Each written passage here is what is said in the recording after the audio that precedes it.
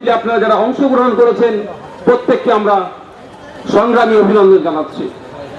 আমরা আজকে রাজপথে নেমেছি বেশ কয়েকটা দিন আগে আরজিকর হসপিটালে যেভাবে তিলোত্তমার সাথে অত্যাচার হলো, অন্যায় হলো, নৃশংসভাবে তাকে খুন পর্যন্ত করা হলো, তার প্রকৃত দোষীদের মধ্যে অনেকে আমরা মনে করছি, হ্যাঁ আমরা মনে করছি এখনো বাইরে ঘুরছে, তাদেরকে এখনো গ্রেপ্তার কেন করা হচ্ছে না, সেই জন্য আজকে রাস্তায় আমরা নেমেছি। সাথে সাথে যারা ওদেরকে আড়াল করার চেষ্টা করছে সেই সমস্ত কালপিট গুলোকে এখনো সিবিআই গ্রেপ্তার করছে না।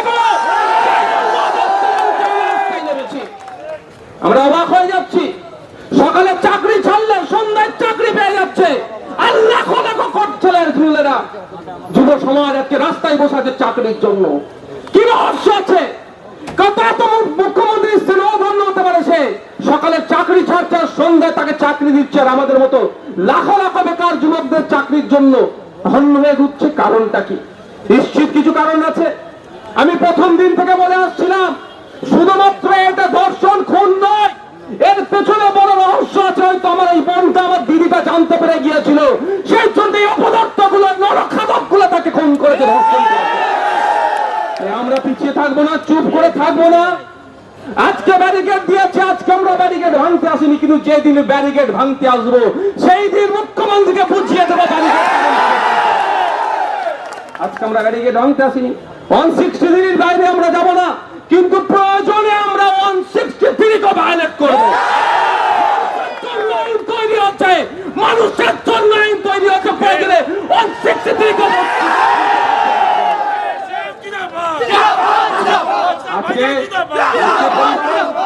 আমি নির্যাতিতার মায়ের একটা ভিডিও শুনছিলাম, সত্যি বলছি, কতটা বেদনাদায়ক বক্তব্য শুনছিলাম। আমি বলছিল, যখন আমার মেয়েটাকে তারা হত্যা করছিল, হয়তো মা মা করে দেখেছে, আমি তখন কাঁদছিলাম। এটা শোনার পরেও একজন মহিলা মুখ্যমন্ত্রী কিভাবে এখনো চুপ করে বসে থাকছে, সেটা আমি ভেবে পাচ্ছি না। আমি শুধু ওই ভিডিওটা ফিল করছিলাম, একটা মায়ের কত কষ্ট হচ্ছে, মা কিভাবে বলছে, তিলোত্তমা আমাদের দিদি, তার মাটা আমাদের মা, তার বাবা আমাদের বাবা, তার পাশে থাকতে হবে। নতুন করে এই ধরনের ঘটনা ঘটে, তার জন্য আমাদেরকে রাজপথে নামতে হবে এবং সম্পূর্ণরূপে রাজনীতি করতে হবে। অনেক আছে ঘাস খাবো না, ঘর খাবো না, গায়ে ঘাস বসতে ভালোবাসেন, তারা বারবার বলছে অরাজনীতি, অরাজনীতি, পাক্কা ধান্দাবাজ। এই কলকাতা রাজপথে দাঁড়িয়ে বলছে ওই ধান্দাবাজ গুলোকে চিহ্নিত করুন। সময় আসবে, আগামী দিনে তাদেরকে জবাব দিতে হবে, গণতান্ত্রিক প্রক্রিয়াতে তাদেরকে জবাব দিতে হবে। অবাক হয়ে যাচ্ছে, আপনারা অনেকে শুনেছেন, অনেক মিডিয়ার মাধ্যমে শোনানো হয়েছে, একাধিক কণ্ঠ আপনারা শুনেছেন না? তোমার সাথে ওপরে আছেন, তোমার সাথে ওপরে চলে আসো, বাকিরা যারা আছেন, বাবু তোমার নিচে যাবো। একাধিক কণ্ঠ, সরি একাধিক বক্তব্য। প্রথমে বলল কি, পরিবারের ফোন যিনি ধরেছিলেন তাকে কি বললেন, যে আপনার মেয়ে গুরুতর অসুস্থ, তাড়াতাড়ি আসুন। দ্বিতীয়বার ওই রকম ভাবে বললো, আর তৃতীয়বার কি বলছে, মারা গেছে না সুসাইড করেছে, তাড়াতাড়ি আসুন। মানেটা কি হচ্ছে কি আমরা বুঝতে পারছি না। আমি এই জায়গায় দাঁড়িয়ে বলছি, লালবাজার তখন ঘন ঘন নোটিশ পাঠাচ্ছে, পারলে নওশাদ সিদ্দিকীর নামে একটা নোটিশ আপনারা সার্ভ করুন, প্রস্তুত আছি। এখানে দাঁড়িয়ে বলছি, সিসিটিভি মনিটরিং করার দায়িত্ব ওই দিনকে যার ছিল, তাকে যদি জিজ্ঞাসাবাদ করা হয়, তাবর তাবর নেতাদের আশপাশের লোকের নাম বেরিয়ে পড়বে। আমি দায়িত্ব নিয়ে বলছি, ওই দিনকে সিসিটিভির অনেক ম্যানিপুলেট করা হয়েছে। ওই সঞ্জয় না শেষে ধনঞ্জয় হয়ে যায়। আমরা ভুলে যাই না ধনঞ্জয়ের ব্যাপারটা, অনেক কন্ট্রোভার্সি আছে, আমরা ভুলে যাচ্ছি না। গতকালকে দেখছিলাম বেডশিট নাকি রং চেঞ্জ হয়ে গিয়েছে। বন্ধুগণ, অনেকে জানেন না, অনেকে জানেন না, আপনাদের জানিয়ে রাখি, প্লেস অফ অকারেন্সকে যেখানে ওই সেটা সংগঠিত হয়েছে, সেটা ঘিরে রাখার যে দায়িত্ব, আপনারা ভিডিও দেখেছেন তো, যেন মাছের বাজার, অন্যান্য ডিপার্টমেন্টের ডক্টর ওখানে কি করছিল, কার নির্দেশে এসেছিল, কি করতে এসেছিল, ডক্টরের কথা ছেড়ে দিন, আইনজীবী ওখানে কি করছিল, কোর্ট নাকি যে আইনজীবী অ্যাভেলেবেল থাকবে ওখানে? ওই সময় আইনজীবী ওখানে পৌঁছাবে কিভাবে? এর কোনো জবাব নাই। জবাব দেবেটাকে? যে জবাব যার কাছ থেকে চাইছি সেই রাস্তায় নেমে বলছে জবাব চাই, জবাব দাও।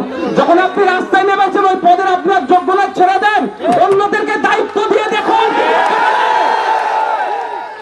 দায়িত্ব দিয়ে দেখুন। পারবেন না, আবার ধরে রেখেছেন। অন্যদেরকে দায়িত্ব দিন, দেখবেন কি করতে পারে। আপনি আপনার সাম্রাজ্য যদি বাঁচাতে চান, সত্যি তো সাম্রাজ্য হয়ে গেছে এখন।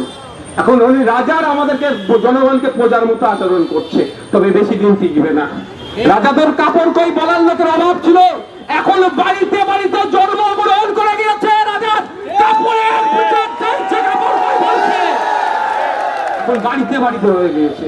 একটা সময় বলার সাহস ছিল না, সেই জন্য অনেক ত্রুটি টিপে ধরা হয়েছে।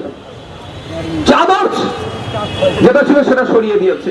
আপনারা ভালো করে জানেন, অনেকে জানেন না, জানিয়ে দিচ্ছি। এগুলো ওই তদন্তের জন্য এগুলো গুরুত্বপূর্ণ। আপনারা জানছি, খেয়াল আছে আপনাদের হয়তো অনেকের আনিসের কথা, আনিসকে ছাদ থেকে ফেলে মেরে দেওয়া হলো, সেই জায়গাটায় কিন্তু পুলিশ এসে ঘৃণা অনেক পরে তখন এভিডেন্স গুলোকে সর্বনাশ করে দিয়েছে। হাজার হাজার মানুষ হেঁটে চলে গিয়েছে, তারপরে গিয়েছে, আর কিচ্ছু ধরতে পারবে না। ঠিক এইভাবে এই মামলাটাকেও শেষ করতে চাইছে। অভিষেক বাবু গতকাল বললেন, গতকালই তো নাকি, অনেক ভালো ভালো ভাষণ দিলেন। এখানে ক্যালকাটা পুলিশের আইবির মাধ্যমে অভিষেক বাবুর কাছে বার্তা পাঠাতে চাই, আপনার লোকসভার মধ্যে যখন ভোট চলছিল, একটা ডক্টর সুসাইড করেছিল, তার দাদা বা ভাই পুলিশে আছে। দুর্ভাগ্যের বিষয়, যারা সুসাইড করতে প্ররোচনা দিয়েছিল তার মধ্যে একজন মহিলা পুলিশ কর্মীও ছিল। কিন্তু দুর্ভাগ্যের বিষয়, আপনার আশপাশের হয়তো কোনো সিএডিএপি এর জন্য, সুপারিশের জন্য সেই ভদ্র মহিলার নামটা কাটা গেল কেন? আপনি কোন মঞ্চের থেকে দাঁড়িয়ে, কোন মুখে আপনি তিলোত্তমার কথা বলছেন? সেই জন্য আমরা জানাতে এসেছি, যতটুকু টাইম আমরা নিয়েছি, পরে গাড়ি চলাচলটা স্বাভাবিক যাতে হয় ওই রোডটাতে, তা আমাদের যারা আছে কর্মী সমর্থক প্রেসিডেন্ট, তাদেরকে অনুরোধ করবো আপনারা ওই রোডটা ছেড়ে দিন। অর্থাৎ আপনাদের যারা এইদিকে মুখ করে আছেন, আপনাদের বাম হাতের রোডটাকে ছেড়ে দিন। আর প্রশাসনের কর্তারা যারা আছেন, ট্রাফিকটা দেখছেন, তাদেরকে বলবো আপনারা এই রোডটা দিয়ে গাড়ি চলাচল স্বাভাবিক করতে পারেন। যারা আছেন ওই রোড থেকে আপনারা সবাই এই রোড, যে ঘটনা ঘটেছে তার যারা এর সাথে যুক্ত সকল কালপিট গুলোকে খুঁজে বার করে এবং সর্বোচ্চ তাদের শাস্তি দিতে হবে, এই নিয়ে আমরা রাজপথে নেমেছি। আমরা অনেক শৃঙ্খলাবদ্ধ মানুষ, আমরা শৃঙ্খলার পরিচয় দেব, আমরা ডিসিপ্লিন ভাবে।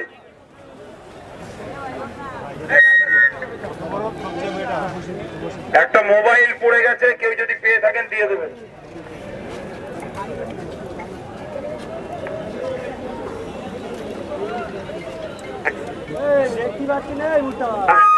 যাদের নাম বলছি তারা একটু গাড়ির সামনে চলে আসুন, নাহলে বুঝতে পারা যাচ্ছে না।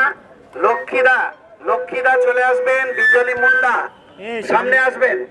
সামনে এটা কার ফোন বলতো? গলি মোল্লা মাস্টার সামনে আসবেন। তুমি তো সামনে গেছো, নিচু করো। গলি মোল্লা মাস্টার সামনে আসবেন। সামনে দাঁড়ালে নিচু করো ফোনগুলো, ফোন নিচু করো। সামনে একদম সামনে চলে আসুন তাড়াতাড়ি। কুতুবুদ্দিন ফাতেহি সামনে আসবে। নাসির ভাই বিশ্বজিৎ দা তো আছেন, তাপস দা আছেন, আব্দুল মালিক সামনে আসবেন।